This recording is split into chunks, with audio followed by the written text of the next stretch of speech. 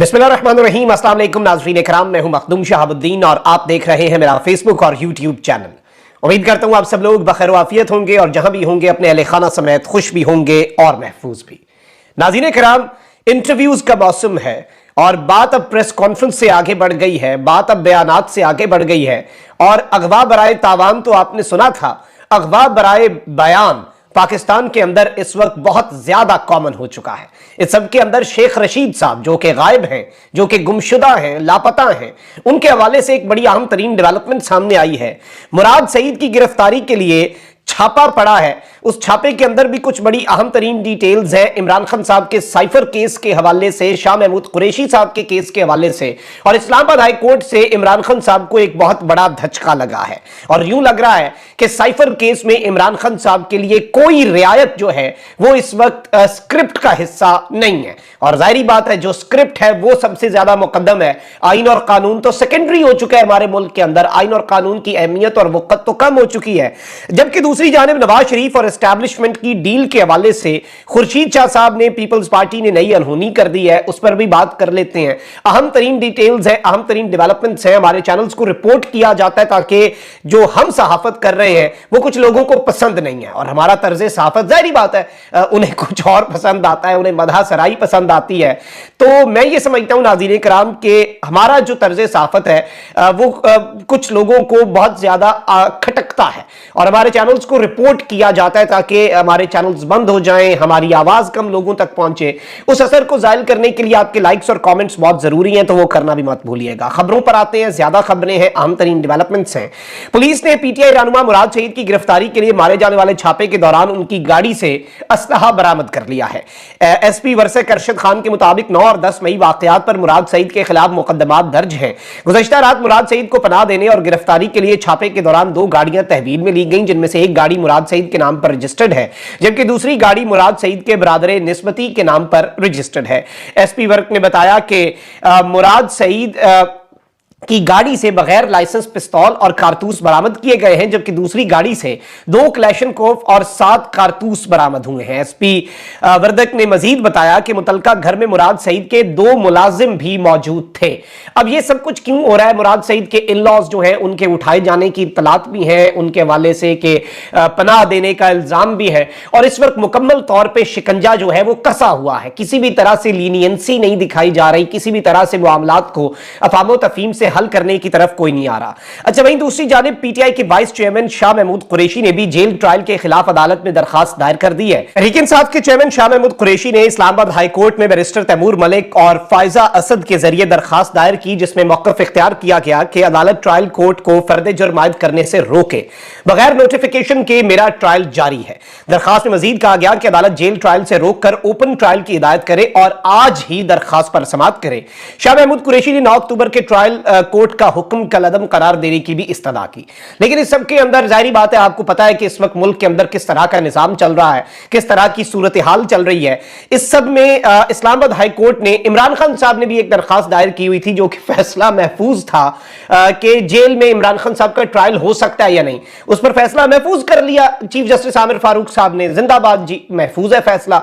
तो अब वो महफूज फैसला सुना दिया, ऑल्दो वो महफूज फैसला पहले भी सुनाया जा सकता था लेकिन अब सुना दिया गया है और उसमें भी कोई फायदा नहीं हुआ। और इस सब के अंदर मैं आपको यह बता दूं कि इस्लामाबाद हाई कोर्ट ने साइफर केस की जेल में समाअत के खिलाफ चेयरमैन पाकिस्तान तहरीक इंसाफ इमरान खान की दरखास्त निपटा दी है। आमिर फारूक साहब ने दरखास्त निपटाने का फैसला सुनाया। चेयरमैन पीटीआई की दरखास्त किस बुनियाद पर निपटाई गई है, तहरीरी फैसले में वजूहात सामने आएंगी। इस्लामाबाद हाई कोर्ट की जानिब से दरखास्त निपटाने का तहरीरी फैसला कुछ देर में जारी किया जाएगा। पीटीआई ने साइफर केस के जेल ट्रायल के खिलाफ दरखास्त दायर कर रखी थी, तो यह भी एक बड़ी डेवलपमेंट है जो आपके सामने रखना जरूरी थी। और जो जेल ट्रायल है इमरान खान साहब का, वो बेसिकली इन्होंने कहा है कि इमरान खान साहब की जो दरखास्त है वो मुस्तरद की जाती है और इमरान खान साहब का ट्रायल जो है वो जेल में ही होगा। और शाह महमूद कुरैशी जो है उन्होंने भी अब इस सब के अंदर जाहिर बात है ये प्रेयर कर दी है और शाह महमूद कुरैशी साहब जो है उन्होंने भी अब बहुत क्लियर कर दिया है। लेकिन देखते हैं कि ये मामला शाह महमूद कुरैशी साहब वाला कहां पर जाकर रुकता है, क्योंकि इस्लामाबाद हाई कोर्ट से पाकिस्तान तहरीक इंसाफ के लिए जस्टिस आमिर फारूक साहब जो है उनके ऊपर पीटीआई का ये मौकफ है। पीटीआई पहले अदम एतमाद कर चुकी है। पीटीआई का ये मौकफ है कि जस्टिस आमिर फारूक साहब जो है honourable chief justice Islamabad high court, उनकी अदालत से उन्हें ज्यादा उम्मीदें नहीं है, लेकिन ऑब्वियसली पीटीआई ने ये रूट जो है यही चुनना है, इसके अलावा और कोई रास्ता भी नहीं होता। जितनी केसेस हैं, जितनी अदालतों के मामलात हैं, वो Islamabad high court, high court के बाद सुप्रीम कोर्ट, और हाई कोर्ट के अंदर बहुत सी चीजें जो है वो पीटीआई की लटक जाती हैं, यानी उन पर फैसला नहीं होता। और पीटीआई के वकील इससे पहले भी एक दो मरतबा उलझ चुके हैं कि कम से कम हमारे खिलाफ ही फैसला दें, लेकिन फैसला दें, हमें आपसे फैसला चाहिए, आप हमें फैसला दें ताकि हम इस सब के अंदर आगे बढ़ सकें, अगले स्टेप पे जा सकें, सुप्रीम कोर्ट जा सकें, इसके खिलाफ अपील कर सकें, लेकिन इस तरह ना करें हमारे साथ। तो ये पीटीआई ऑलरेडी आपको पता है कि ये मामलात कर चुकी है। अच्छा, अब जरा आ जाते हैं पाकिस्तान के मामलात के ऊपर। जारी बात है, आपको पता है कि इस वक्त जो सूरत हाल बन चुकी है, और जारी बात है कि पाकिस्तान की जो करंट पॉलिटिकल सिचुएशन है, वॉलेटाइल पॉलिटिकल सिचुएशन है, इस सिचुएशन के अंदर बहुत कुछ हो रहा है। लेकिन इस वक्त एक चीज वाज़ेह है कि नवाज शरीफ साहब की सहूलतकारी निजाम की तरफ से, स्टेट की तरफ से, सिस्टम की तरफ से की जा रही है। नवाज शरीफ साहब की मुकम्मल तौर पे सहूलतकारी, नवाज शरीफ साहब की वापसी के लिए इंतजामात, हर चीज जो है, आप देखें कि यहीं से अंदाजा लगा लें, पीटीआई को लाहौर में जलसे की इजाजत नहीं है, नून लीग को इजाजत है। ऑल्दो अवाम उन्हें रिजेक्ट कर दे, अवाम उनका भुरकस निकाल दे, दैट इज समथिंग एल्स। लेकिन मीनारे पाकिस्तान ग्रेटर इकबाल पार्क में जलसे की इजाजत दे दी नून लीग को नवाज शरीफ साहब के इस्तकबाल के लिए। साथ जितने ये पुलिस अफसरान हैं जो पीटीआई का नाम सुन के आग बगोला हो जाते हैं, पता नहीं इन्हें हो क्या जाता है हमारी ब्यूरोक्रेसी को, वो साथ जी बिलाल यासीन साहब और इन सबके साथ वहां पे जी दरबारियों की तरह फिर रहे हैं। और ये क्या मतलब, ये तो सब कुछ पीछे पाकिस्तान के हाई कमिश्नर साहब लंदन में हीथ्रो एयरपोर्ट के ऊपर एक मफरूर इश्तिहारी सजा याफ्ता शख्स को सी ऑफ करने आ रहे हैं और साथ उसे मशवरे दे रहे हैं, जी तुसी इंज दा बयानिया बढ़ाओ, मियां साहब तुसी इंज कर लो, तुसी विच डेवलपमेंट भी पाओ, तुसी विच ए भी गल पाओ। मतलब आप यहां से अंदाजा लगाएं कि निजाम इस वक्त किस कदर। मरियम नवाज के जितने अभी वो जलसियां हुई हैं, उनमें कभी लाहौर वेस्ट मैनेजमेंट कंपनी के ट्रैक्टर और ट्राले नजर आ रहे हैं, कभी पीएचए के उधर ट्रक नजर आ रहे हैं। मतलब आप यहीं से अंदाजा लगा लें कि इस वक्त हमारे मुल्क के अंदर दर हकीकत चल क्या रहा है, हमारे मुल्क के साथ हो क्या रहा है। और पीटीआई के लिए सारी चीजें उसी तरह पर है। और नवाज शरीफ साहब जो है वो मुकम्मल तौर पे कॉन्फिडेंट है। सुप्रीम कोर्ट का फैसला साइड पे, क्योंकि चाहे जस्टिस काजी फाइज ईसा साहब देना चाहते थे फैसला कि नवाज शरीफ साहब को अपील का हक मिल जाए, लेकिन काजी साहब की वो मेजॉरिटी जो 10-5 थी वो सेकंड पैराग्राफ में 8-7 की वो 9-6 की हो गई, और तीसरे पैराग्राफ में 8-7 से वो मेजॉरिटी से माइनॉरिटी में आ गए। अब उसके साथ साथ अब ये इलेक्शन एक्ट का सहारा लेना चाहते हैं मियां नवाज शरीफ साहब। इलेक्शन एक्ट का जो इन्होंने सहारा लेना है उसके खिलाफ भी दरखास्त ऑलरेडी जा चुकी है लाहौर हाई कोर्ट में कि ताहयात न्यायालय की मुद्दत 5 साल हो ही नहीं सकती। सुप्रीम कोर्ट उसकी तशरीह कर चुका है, आइन में दर्ज है, आप कॉन्स्टिट्यूशनल अमेंडमेंट करें और इस एक्ट को मुअत्तल कर दिया जाए, क्योंकि ये कॉन्स्टिट्यूशनल अमेंडमेंट के जरिए नहीं किया गया, ये सिंपल मेजॉरिटी के जरिए किया गया है। तो इस सब के बावजूद नवाज शरीफ साहब कह रहे हैं कि मुझसे लिखवा लो, मैं वजीर आजम पाकिस्तान बनूंगा चौथी मरतबा। क्यों? क्योंकि पाकिस्तान में अदालती हुक्म, पाकिस्तान में आइन, पाकिस्तान में कानून, ये सारी चीजें सेकेंडरी हैं, इनकी अहमियत, इनकी वक़्त बहुत कम है। और जो स्क्रिप्ट है या फिर कहीं से जो आपको एक मिल जाता है ना कि नॉट मिल जाता है कि बस जी गो हेड मिल जाता है, वो ज्यादा इंपॉर्टेंट होता है। और अब इस सब के ऊपर इनके अपने लोग, इनके साबका इत्तेहादी भी बात करना शुरू हो चुके हैं। आप यहीं से देखें कि पाकिस्तान पीपल्स पार्टी के रहनुमा खुर्शीद शाह ने कहा है कि नवाज शरीफ उम्र के इस हिस्से में ताकतवर हलकों से डील करके इख्तियार में आएंगे तो उनकी सियासत क्या बचेगी। उनकी वापसी पर रेड कार्पेट नून लीग नहीं बल्कि कोई और बिछा रहा है। क्लियर मैसेज है कि नवाज शरीफ के लिए उनकी राहों में रेड कार्पेट कोई और बिछा रहा है। इनका मतलब किस तरफ को इशारा है? ताकतवर हलकों का इशारा इन्होंने दिया कि आज वो ताकतवर हलकों से डील करके आ रहे हैं, इस उम्र में सियासत तो खत्म हो जाएगी, यानी मियां साहब को मैसेज दे रहे हैं। साथ ये भी कह दिया कि नवाज शरीफ के इस्तकबाल के लिए रेड कार्पेट कोई और बिछा रहा है। इन्होंने कहा कि नून लीग ने काफी तकलीफें देखी हैं, पहले भी कह चुका हूं कि बैकडोर सियासत छोड़ें, कब तक बैकडोर सियासत चलती रहेगी।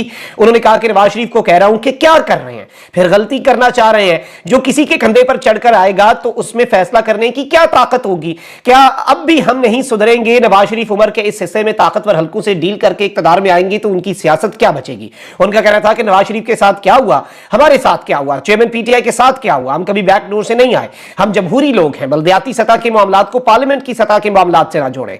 इन्होंने कहा कि नवाज शरीफ एक मुजरिम और इश्तिहारी हैं, कैसे जहाज से उतरकर जलसागाह जाएंगे? सवाल का जवाब दें जी। नवाज शरीफ को बार बार कह चुका हूं, मुल्क के साथ बहुत कुछ हो चुका, क्यों हम पाकिस्तान की आइंदा की नस्लों को मुश्किलों में डाल रहे हैं? नवाज शरीफ की वापसी पर रेड कार्पेट तो कोई और बिछा रहा है। नवाज शरीफ पूरे मुल्क में खिताब करें, लेकिन तरीका होना चाहिए। यह खतरनाक ट्रैप है जिसमें नून लीग भी फंस रही है। चेयरमैन पीटीआई और नवाज शरीफ में क्या फर्क रहा रहा। अब ये जो इन्होंने तनकीद की है ये बड़ी इंपॉर्टेंट है, और इस सब के अंदर तलाल चौधरी साहब ने कहा कि खुर्शीद शाह बहुत गलत इल्जाम लगा रहे हैं, उन्हें पता है कि इनका नून लीग से कोई मुकाबला नहीं है, पंजाब में पीपल्स पार्टी का नामो निशान नहीं है, इसलिए नून लीग पर डील का इल्जाम लगा रहे हैं। ये मौकफ है नून लीग का। लेकिन सबको पता है कि नून लीग ने इस वक्त कितना कॉम्प्रोमाइज किया है, अपने वोट को इज्जत दो के बयानिए को बेचा है, उसका सौदा किया है, उसे नीलाम किया है। और इस वक्त जिस तरह से की पॉलिश मियां नवाज शरीफ साहब अपने हाथ में उठा के ला रहे हैं, और जिस तरह से इनका सॉफ्टवेयर अपडेट हुआ, फैज बाजवे का इन्होंने एहतसाब करना था, बाद में अल्लाह पे छोड़ दिया, क्योंकि बड़े घर वालों ने कहा कि खबरदार सीधे हो जाओ। अच्छा, अब जरा आते हैं पीटीआई के ऊपर। और आपको पता है कि उस्मान डार साहब का एक इंटरव्यू हुआ, ठुस हो गया। सदाकत अब्बासी साहब का इंटरव्यू ठुस हो गया। लेकिन हुआ, इंटरव्यूज जो है इनका सिलसिला चल पड़ा है, और इस वक्त कुछ लोग और भी गायब हैं, कुछ लोग और भी लापता हैं, और उनमें सरे फहरिस्त है पाकिस्तान की सियासत का सबसे बड़ा नाम, जो खबरों की जीनत रहते हैं, मीडिया के स्वीट हार्ट, शेख रशीद अहमद साहब। शेख रशीद अहमद साहब ने सबको हैरान किया, मुझे हैरान किया, खान साहब को हैरान किया, 25 करोड़ अवाम को हैरान किया। हमेशा एस्टैब्लिशमेंट की सियासत करने वाले शेख रशीद ने पहली मरतबा एक साइड ली, लेकिन वो साइड एस्टैब्लिशमेंट की नहीं थी। वो इस मरतबा इमरान खान के साथ डटे हुए नजर आए, खुल के डटे हुए नजर आए, इमरान खान के साथी बने। लेकिन अब शेख रशीद साहब, और इस वक्त नाज़रीन इकराम मैं आपको ये बता दूं कि पीटीआई जो लोग इंटरव्यू दे रहे हैं पीटीआई उनके खिलाफ, वो पीटीआई छोड़ने की भी बात कर रहे हैं, तो पीटीआई का मौकफ आता है कि ये हम इनकी मजबूरी समझते हैं, वो पीटीआई का हिस्सा थे, हैं और रहेंगे, और हम समझते हैं इनकी मजबूरियां। फरूख हबीब साहब इस वक्त गायब हैं, उन्हें तोड़ने की कोशिश की जा रही है। इसके साथ साथ मजीद जो लोग गायब हैं, इस वक्त रुपोश हैं, उन्हें ट्रैक डाउन किया जा रहा है, क्रैक डाउन हो रहा है, और जो लोग उठा लिए गए हैं उनके हवाले से ये खबरें हैं कि उनके ऊपर प्रेशर है। अब यहां पर खबर ये आ रही है कि शेख रशीद साहब जो हैं उनका इंटरव्यू भी मुबैना तौर पर यह कहा जा रहा है कि रिकॉर्ड कर लिया गया है। अब इस हवाले से कुछ सीनियर सहाफी हैं, उन्होंने दावा किया है। अब इस दावे की तस्दीक मैंने अपने सोर्सेज से करने की कोशिश की, तो आप समझ लें 50-50 चांसेस तो हैं, लेकिन इस वक्त कुछ सीनियर साथी हैं वो 100% कंफर्मेशन के साथ कह रहे हैं, और क्रेडिबल जर्नलिस्ट हैं, हमारे बड़े हैं, सीनियर्स हैं हमारे, तो वो ये कह रहे हैं कि जी, और उनका ये कहना है कि शेख रशीद अहमद साहब जो है उनका इंटरव्यू रिकॉर्ड कर लिया गया है। तो ये भी एक बड़ी अलार्मिंग डेवलपमेंट है जो आपके सामने रखनी थी। कमेंट सेक्शन में राय का इजहार जरूर करें। अपना बहुत ख्याल रखें। अल्लाह नेगहबान। पाकिस्तान जिंदाबाद।